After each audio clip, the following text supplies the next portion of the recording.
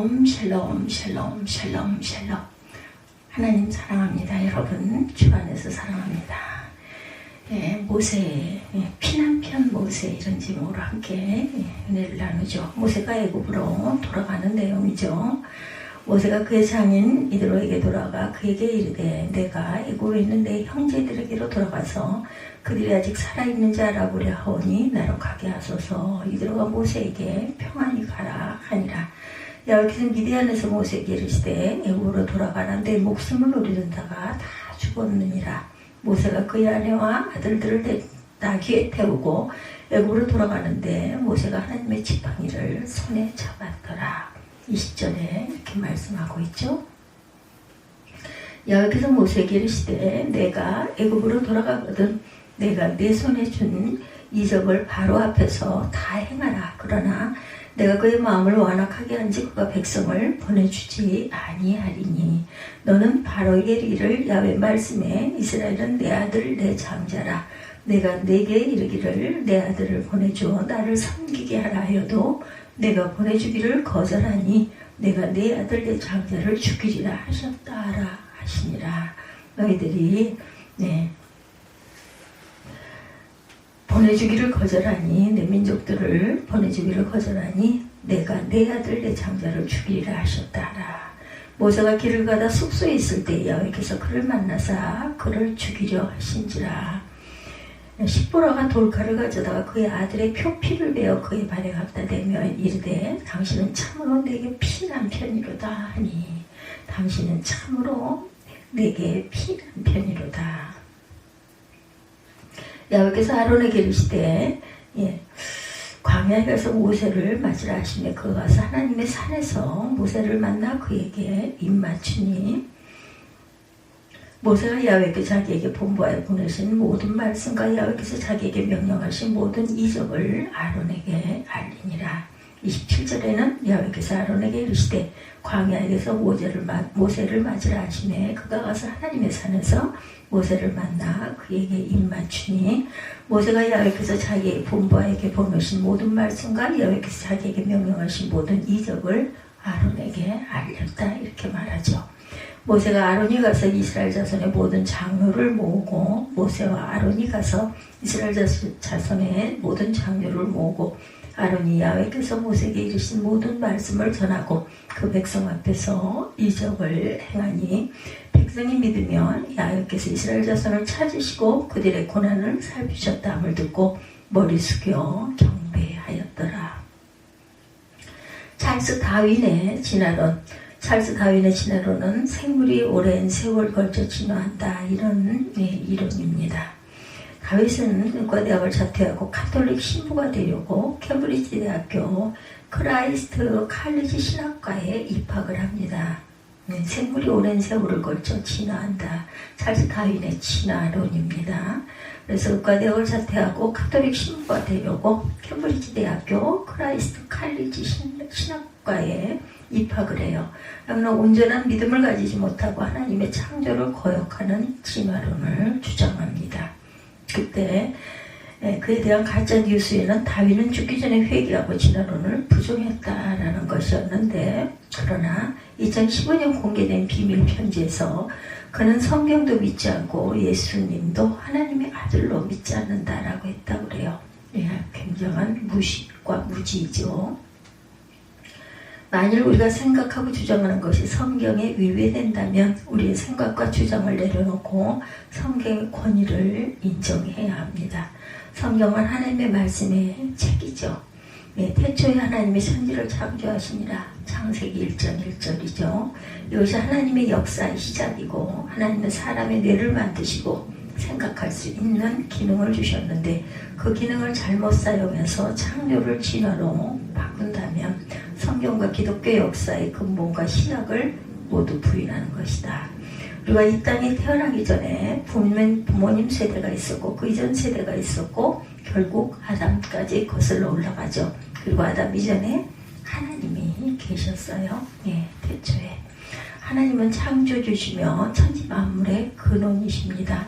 하나님께서 말씀으로 온 세상을 창조하셨어요. 그러므로 성도는 하나님을 범사에 인정해야 거룩하신 하나님의 질서 안으로 들어가야 합니다.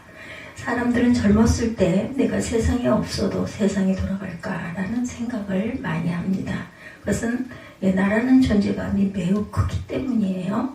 그러나 세상을 살면서 나이를 먹으면서 이 세상에 내가 없어도 세상은 아주 충분히 잘 돌아간다는 것을 인정하게 되죠. 나보다 세상이 크고 그 세상보다 하나님은 무한대로 크시죠.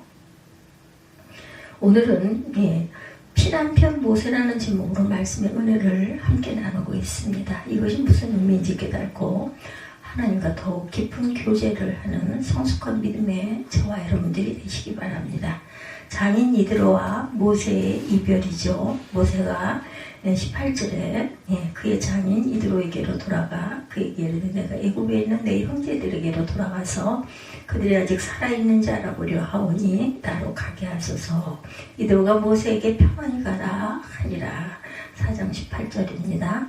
미디안 광야에서 40년 동안 양을 치는 목자로 살던 모세가 애굽으로 돌아간다고 장인 이드로에게 이야기를 합니다.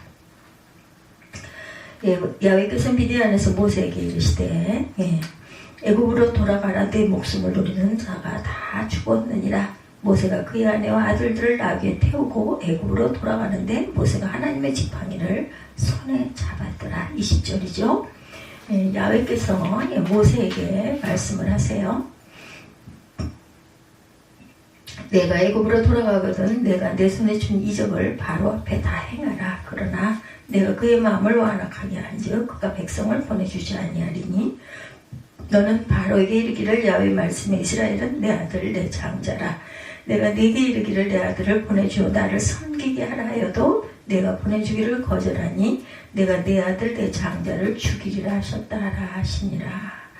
모세가 길을 가다 숙소에 있을 때 야훼께서 그를 만나사 그를 죽이려 하신지라. 십보라가 돌칼을 가져다가 그의 아들의 표피를 베어 그의 발에 갖다 대며 이르되 당신은 참으로 내게 피난편이로다 하니 25절에 이렇게 말하고 있어요. 그래서 피난편이라는 말이 나옵니다. 피난편 모세.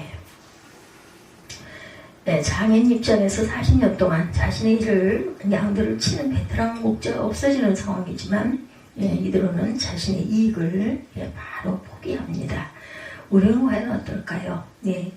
우리에게 돌아오는 이익이 없을지라도 하나님의 의를 위해 내 것을 포기할 수 있어야 한다. 사람들은 상담이나 대화를 하더라도 자기 입장에서 자기 이익을 위해서 상대방을 설득하려고 하죠. 예를 들면 어떤 회사 직원이 시장의 갑질 때문에 퇴직 의사를 밝혀요. 어떤 회사원이. 그런데 그 직원이 하던 일을 자기가 떠맡게 된다면 더 많은 일을 해야 되니까 상대방의 형편보다 자신의 형편을 우선시해서 퇴직을 만류하기도 한다고 그러죠. 그러나 그런 갑질하는 회사를 떠나는 것은 오히려 크게 유익할 수가 있다. 내 이익을 챙기다 보니 이웃을 먼저 배려하고 챙기기보다는 섬기는 저와 여러분들이 되셔야 합니다. 두 번째, 내 생명을 찾던 자들이 죽었느니라. 19절이죠. 여기서 미디안에서 모세에게 이르시되 애굽으로 돌아가라. 내 목숨을 노리던 자가 다 죽었느니라. 모세가 미디안으로 도망간 지 40년이 지났어요. 모세를 아는 애굽 왕이 죽고 신하들도 바뀌죠. 그렇다고 모세의 죄가 없어졌겠는가? 그렇지 않죠. 모세의 죄가 사람들의 머리에서 잊혀졌을지는 몰라도 하나님 앞에는 그대로 남아있습니다.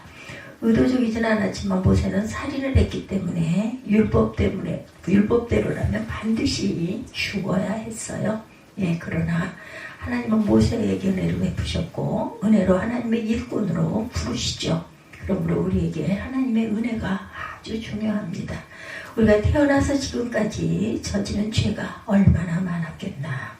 그럼에도 불구하고 하나님은 우리를 버리지 않으셨고 하나님께 예배드리며 인생을 살고 있는 것은 모두 다 하나님의 은혜입니다.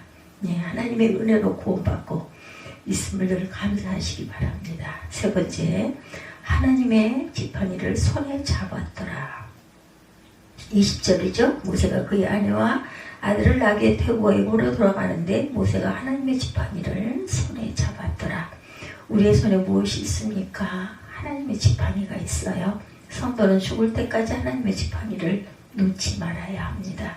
하나님의 지팡이는 우리의 믿음과 기도, 찬송과 예배, 능력이 됩니다. 날마다 우리에게는 하나님의 지팡이가 반드시 필요해요. 하나님의 능력이 꼭 필요합니다. 하나님은 우리에게 이적과 기사를 베풀어 주시죠. 우리 삶에 개입하시고 우리의 인생을 끝까지 책임지십니다. 그럼에도 불구하고 하나님의 지팡이를 버리고 이 불신자가 될 수 있겠는가? 네, 돈을 많이 벌거나 유명해지면 더 이상 하나님의 지팡이가 필요가 없을까요?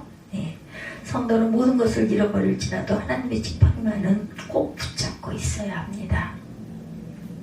일평생 하나님과 동행하는 삶을 살아야 되겠죠. 믿음의 기도와 찬양, 예배로 하나님께 영광 돌리시기 바라요. 네 번째, 24절에서 26절, 27절에서 31절 피난편 모세입니다. 오늘 제목이기도 하죠. 모세가 길을 가다가 숙소에 있을 때 야훼께서 그를 만나자 그를 죽이려 하신지라 십보라가 돌칼을 가져다가 그의 아들의 표피를 베어 그의 발에 갖다 대며 이르되 당신은 참으로 내게 피난편이로다 하니 야훼께서 그를 놓아주시니라. 그때 십보라가 피난편이라 하면 할례 때문이었더라 이렇게 말하고 있습니다. 14절에서 16절에 27절부터 31절 다시 보면 야훼께서 아론에게 이르시되 광야에서 모세를 맞으라 하시매 그가 와서 하나님의 산에서 모세를 만나 그에게 입맞추니 모세가 야훼께서 자기의 분부하여 보내신 모든 말씀과 야훼께서 자기에게 명령하신 모든 이적을 아론에게 알리니라.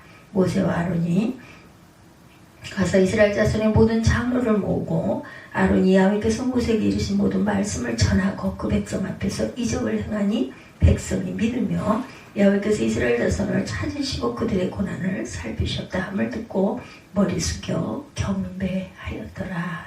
예, 이렇게 말씀하고 있어요. 27절에서 31절입니다. 네, 31절까지죠.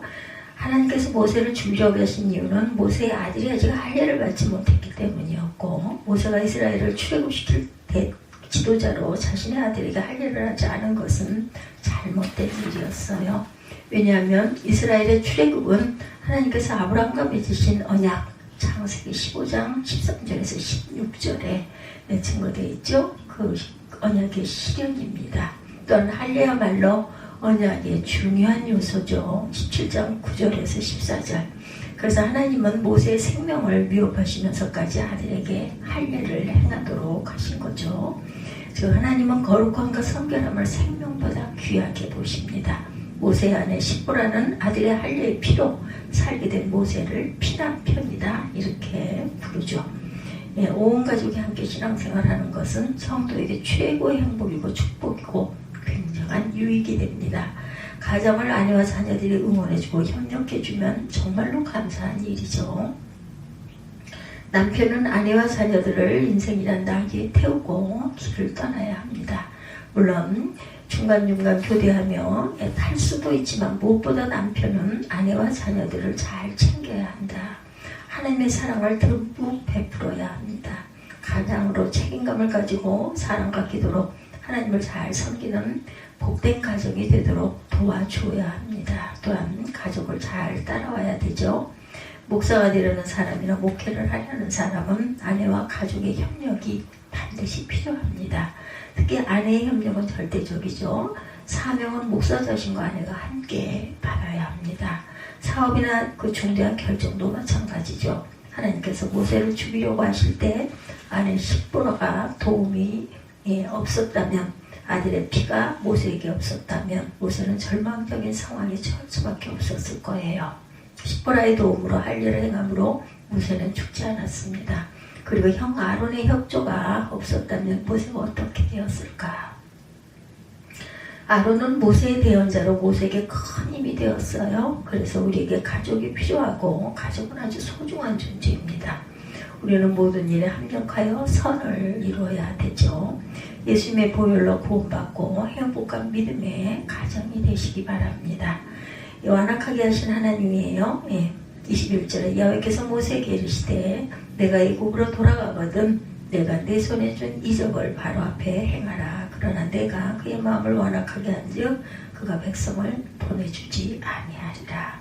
하나님은 결론을 알고 계시죠. 당시 바로는 애굽의 왕이었고 왕은 그 나라에서 제일 높은 사람이죠. 그때 이스라엘 백성을 노예처럼 일을 시키라고 명령한 사람은 바로 왕입니다. 근데 이스라엘 백성이 하나님을 섬기기 위해 애굽을 떠난다고 말하면 그 말을 들어줄 사람이 없겠죠. 예, 바로 왕이 완악하게 된 것은 당연한 일이지만 성경에 하나님이 그의 마음을 완악하게 했다 이렇게 증거하죠. 이렇게 하나님은 인류의 역사를 주관하시는 분이다. 가끔 우리는 하나님 말씀 앞에 우리 자신의 완악한 모습을 보게 됩니다. 그럴 때 내 고집대로 계속 있을 것인가 아니면 회개할 것인가. 완악하면 완악할수록 하나님은 그를 계속 완악하게 하실 것이다. 방임하실 수도 있다는 거죠. 데살로니가후서 2장 11, 2절입니다. 이러므로 하나님의 유혹을 저의 가운데 역사하게 하사 거짓 것을 믿게 하심을 진리로 믿지 않고 불의를 좋아하는 모든 자로 심판을 받게 하려 하심이라 말씀합니다. 다시 한번 읽죠. 이러므로 하나님의 유혹을 저희 가운데 역사하게 하사 거짓 것을 믿게 하심은 진리를 믿지 않고 불의를 좋아하는 모든 자로 심판을 받게 하려 하십니다. 언제나 온유하고 겸손하게 하나님의 말씀대로 사는 저와 여러분이 되시기 바랍니다. 여섯 번째, 하나님의 장자 22~23절이죠. 너는 바로에게 이르기를 야훼 말씀에 이스라엘은 내 아들 내 장자라 내가 내게 이르기를 내 아들을 보내주어 나를 섬기게 하라 하여도 내가 보내주기를 거절하니 내가 내 아들 내 장자를 죽이리라 하셨다 하라 하시니라. 장자는 대부분 부모의 초태생으로 유업을 이을 사람을 말합니다. 즉 이스라엘 백성이 하나님의 장자로 사랑받는 이유는 훗날에 하나님의 독생자이신 예수님께서 그 후손으로 태어나는 섭리를 이루실 것이기 때문이다. 우리도 마찬가지입니다. 우리가 예수를 믿으면 하나님은 우리를 장자처럼 사랑하시지만 예수를 떠나면 장자의 권리를 박탈하실 거예요. 이스라엘은 하나님의 장자고 애굽의 장자들은 죽음입니다. 이스라엘은 하나님의 장자고 애굽의 장자들은 죽음이고 모세는 장자 할례의 피로 인해 구원받습니다. 야훼께서 모세를 죽이려고 하신 것은 하나님의 공의 때문이었죠. 출애굽할 때 이스라엘 백성들은 양의 피로 문설주와 임방에 뿌려서 살았지만 애굽 사람들은 양의 피가 없어 장자들이 죽음을 면하지 못했습니다. 하나님의 사자가 어린 양의 피를 보고 이스라엘 백성은 넘어갔죠. 지금도 모든 인간은 속죄 제물인 어린 양 예수님의 피가 없으면 영원한 죽음이죠. 멸망입니다. 예수님은 하나님의 독생자이시며 장자이세요. 모세가 장자의 피로 구원받은 것처럼 우리 또한 예수의 피로 절대적으로 예수의 피만 의지하고 살 수 있음을 명심해야 합니다. 우리가 비록 하나님의 사명자라도 예수의 피가 없다면 하나님의 심판과 형벌을 면치 못할 것이다. 우리는 예수님의 피 흘리심을 믿음으로 영적인 할례를 받았어요. 그러므로 예수님의 보혈은 우리의 생명이고 능력입니다. 하나님의 장자로서 행함 있는 믿음의 성도가 되시기를 바랍니다. 장인과 이별한 모세는 아내와 아들을 나귀에 태우고 애굽으로 떠납니다. 모세는 길을 가다가 숙소에서 하나님을 만났는데 하나님의 모세를 죽이려고 하세요. 모세는 아들의 할례의 피 때문에 살았고 아내는 모세를 피난 편이다 이렇게 말하죠. 이스라엘은 하나님과 언약을 맺은 백성이에요. 하나님은 장자인 이스라엘 백성이 출애굽하여 하나님을 섬기도록 모세를 부르셨습니다. 그런데 바로왕의 마음이 완악하여 하나님께 불순종하자 하나님은 10가지 재앙을 내리시죠. 애굽에 내리신 마지막 재앙에서 바로의 장자와 가축들은 모두 죽습니다. 그러나 이스라엘 백성은 그들의 문설주와 임방에 뿌린 어린 양의 피 때문에 죽지 않고 살죠. 우리 또한 예수로 피로 구원받은 하나님의 장자들입니다. 그러므로 날마다 하나님의 말씀에 순종하는 복된 성도와 가정 또한 생업이 되시기를 주님의 이름으로 간절히 축복합니다. 출애굽기 4장 18절에서 31절 피난편 모세 이런 제목으로 함께 은혜를 나눴습니다. 기도하시겠습니다.